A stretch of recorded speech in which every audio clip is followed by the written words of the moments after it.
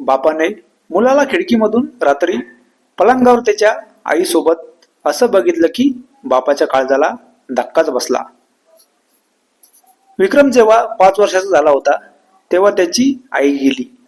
ती विक्रमच्या जन्मापासूनच आजारी होती.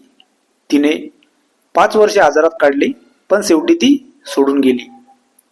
विक्रमच्या वडिलांना दुसरं लग्न करायला त्यांच्या बहिणीने भाग पाडलं, कारण त्यांनी तर सरळ सांगितलं की आम्ही कुठपर्यंत तुमची काळजी घेऊ, आमचा पण संसार आहे, त्यामुळे दुसरं लग्न करा.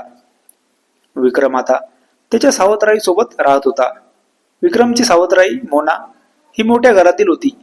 तिचं राहणीमान एखाद्या तरुण मुलीसारखं होतं. विक्रमचे वडील तिला सांगायचे की मोना, तू असं नको राहत जाऊ. घरात तरुण मुलगा आहे याचे सुद्धा तिला भान राहायचे नाही. ती तर विक्रम समोर कधी कधी तर तिचा ड्रेस. विक्रम पण आता तरुण झाला होता. तो तर तिला कधीच आई म्हणत नव्हता. विक्रमचे वडील कधी पण कामानिमित्त बाहेर राहत होते. घरी कमी वेळ देत होते. घरी तर फक्त विक्रम राहत होता. मोना विसरली होती की विक्रम एका नात्याने तिचा मुलगा आहे, पण ती त्याला कधी मुलगा मानत नव्हती आणि विक्रम कधी तिला आई मानत नव्हता. त्यांचं नातं तर दिवसेदिवस बदलत चाललं होतं.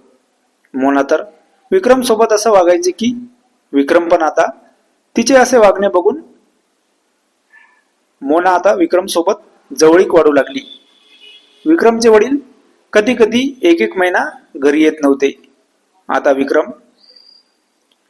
पूर्ण कथा ऐकण्यासाठी खाली दिलेल्या लिंकवर क्लिक करा आणि पूर्ण कथा ऐका. आमचं चॅनल पण सबस्क्राईब करून ठेवा.